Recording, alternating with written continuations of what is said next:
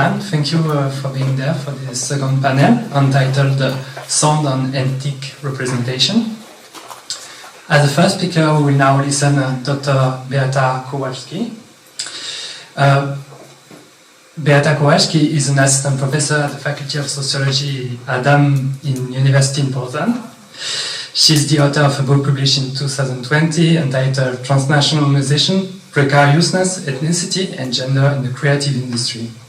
And this book explores the way Japanese musicians establish their transnational careers in the hierarchical structure of classical musical world.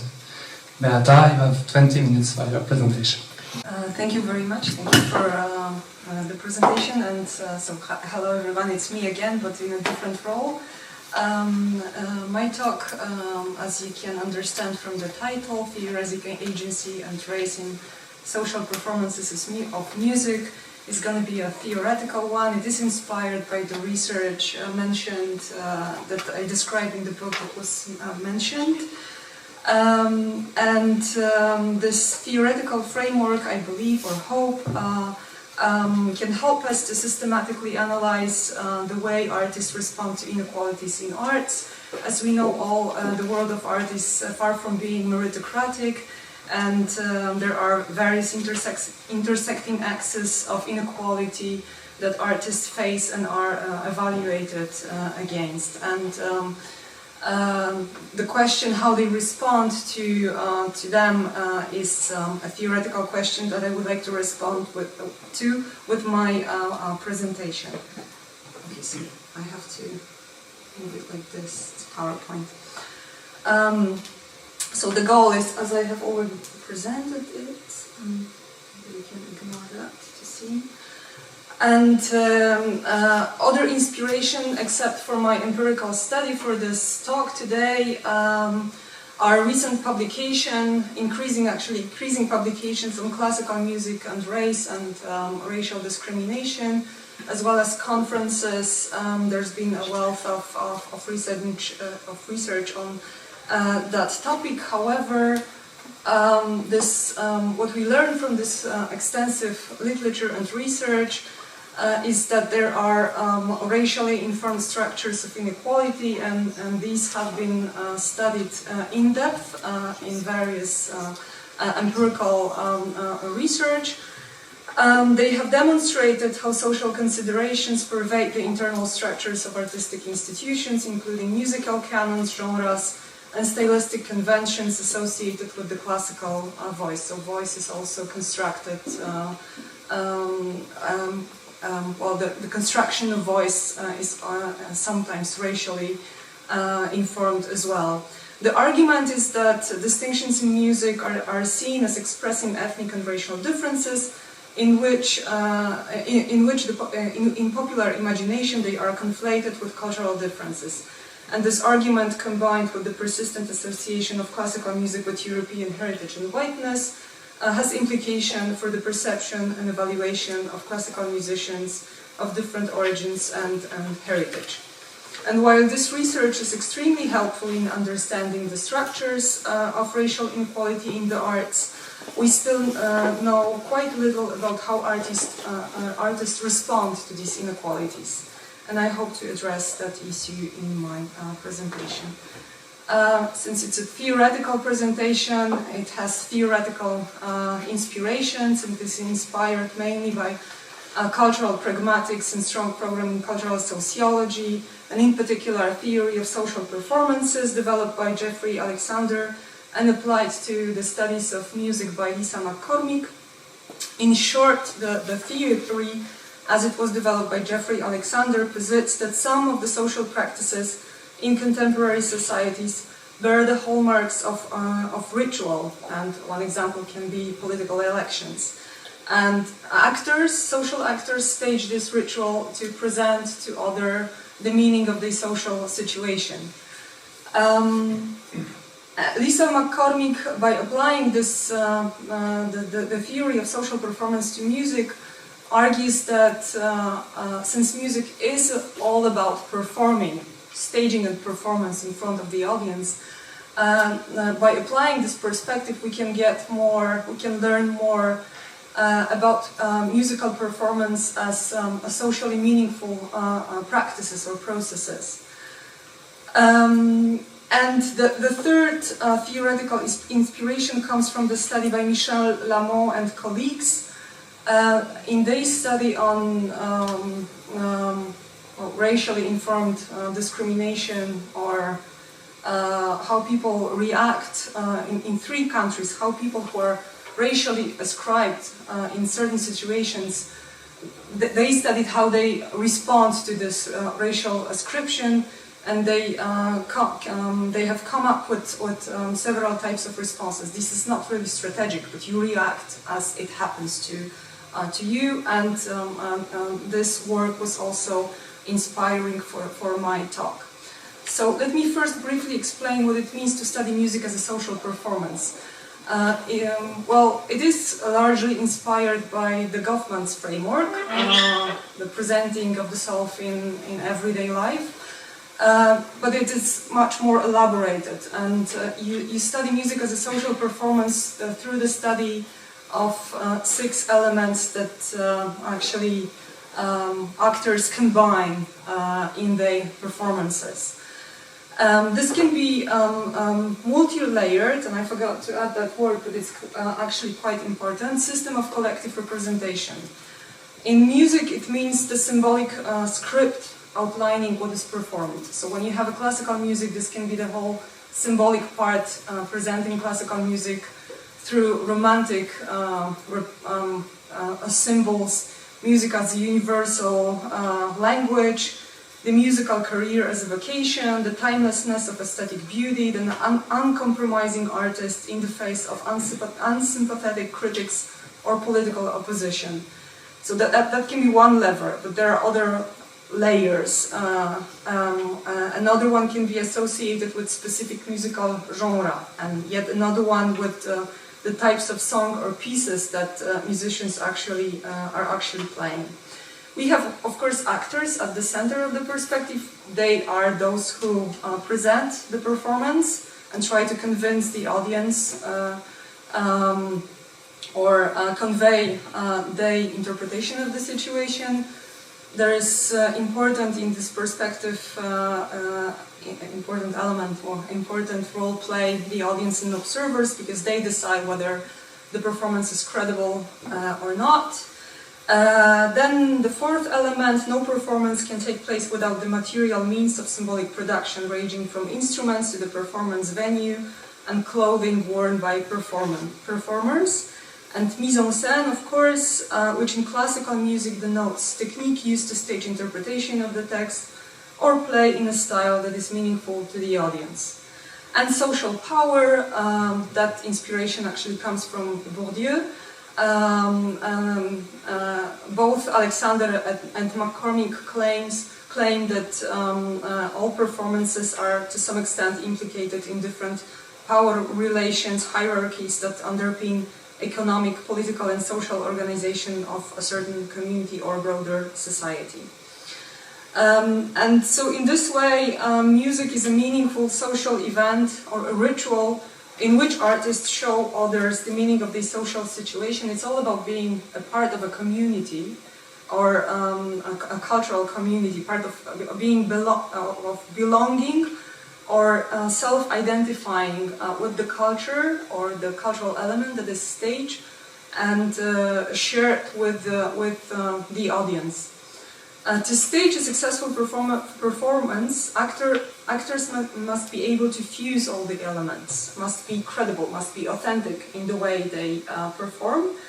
Those who modify conventions and meanings that of a cultural performance, they risk being rejected or marginalized, or their performance may fail because the act may be interpreted as interpreted in terms of breaking of a social contract and a threat to the stability of an art world that serves people to determine belonging and self-identification with a community. Therefore, framed in this perspective, racial ascription in performance can be interpreted as a tension between the layered system of collective representation pertaining to actors or the objects that are used to stage a performance, and what actually the audience see on the stage, so the actor who is actually playing. So the tension, a sort of discrepancy between the two.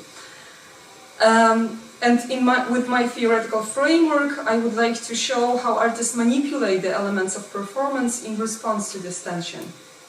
And I argue that they do so to manifest their belonging to and self-identification with the world of art. And in my presentation, this is specifically the world of classical music. And I have come up with 5 response model. And I would like to briefly explain each of them and then focus, if I have time, I believe I will have time, to briefly explain each of them and then focus on one to show you how I propose to study each of the response by focusing on the 6 elements that I have just mentioned. The first type of response is denial, so denying the importance of racially informed difference in music, and I'm going to focus on that, so I'll explore that in detail in a minute. And compliance, which ignores racism or racial description, and actors seek to conform with or comply with the racialized representation of classical music. Then the third response is syncretization, which indicates syncretizing racialized ethnic and musical identities through artistic practices by combining different elements believed to be or belong to different cultures. Syncretists believe that this is actually enriching the classical music tradition. Revision goes a step further in that actors seek to revise Western aesthetic criteria and performance technique, and the most radical is emancipation. Artists seek to emancipate from the hegemonic tropes in classical music by revising the collective representations of classical music. So, who is a soloist on stage? What is the appropriate way of playing certain classical works? Is it appropriate to combine classical music with popular music on the same stage? Before I go to denial, I would like to note that these responses, first of all, do not constitute an exhaustive list. Racial ascription is not always activated. Not all artists are racially ascribed every day or in any artistic event. No artist represents one particular response. They may combine different elements from different responses, and that depends on the context. So, rather they draw on elements that can be associated with different responses depending on the context. And I stress that because I'm going to focus on one artist, but my intention is not to present her as a representative of that particular response. And I would like to focus on Uchida Mitsuko, whom you know for sure, a Japanese-British classical pianist, who in an interview for The Guardian in 2012 confessed to have been discriminated against by saying, a French critic once said about one of my Mozart piano concertos, she plays like a sewing machine. I'd been told before that I was boring and many other awful things.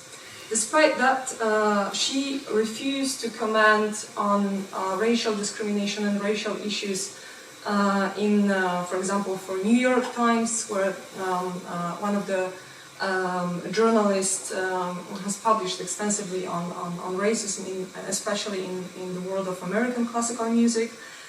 And in another interview, she explained that nationality means nothing to me. This is the quote on the left side of the slide. For me, what counts is judging things on their merit. That's why I'm against positive discrimination for African Americans. In the US, every board has to bend over backwards to select African Americans. It's a fact they really need to push it. Music schools and orchestra have to be seen to have them. If there are two people applying for a place, they take the African American, even if the other is a little bit better. That's reverse racism. I don't go for color, race, or sex. I don't give a damn. I'm not a feminist.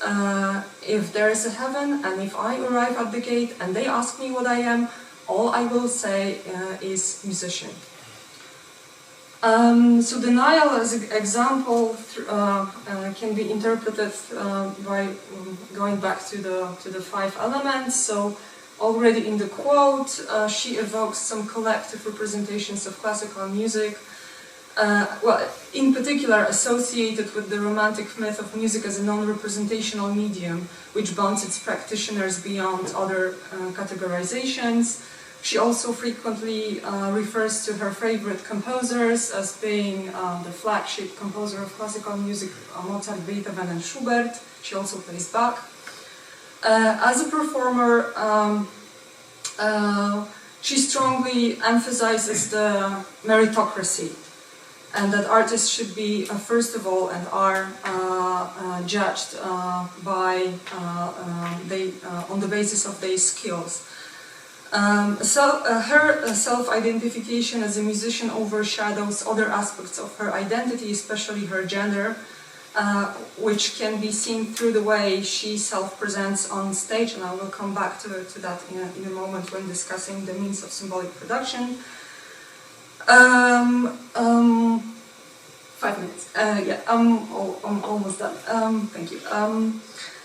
So her construction of vocational identity alludes to symbolic structures of artistic genius and invokes the romantic myth of universality of classical music. She stresses that she has devoted her life to music. She spends her days playing the piano and her money on instruments. She once said, "Every day of my life that I'm allowed to play Mozart, Beethoven, and Schubert, this to me is a gift from somewhere." The notion that classical music transcends national and ethno-racial boundaries is encoded in some of the means of symbolic production used by Uchida. So these are brands and marks that she is associated with. She has interestingly settled in England, which she considers to be musically no man's land, where she's not judged for her interpretation of German and French music. So that's interesting how she also constructs a British music tradition. She records exclusively for the major classical music label in the English-speaking world, and her profile on Decca website lists several renowned European and North American orchestras and artists with whom she has collaborated.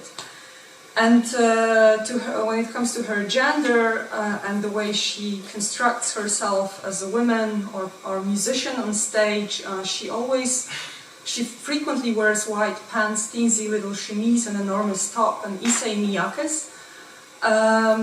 to express her musical identity, but also to blur gender boundaries. Pants can be associated with masculinity, but white ones invoke clearly feminine long skirt. And on stage, she performs the artist intellectual. She also makes sure that no excessive body movements or flying hair would distract the audience from what she plays. The artist intellectual is one of the category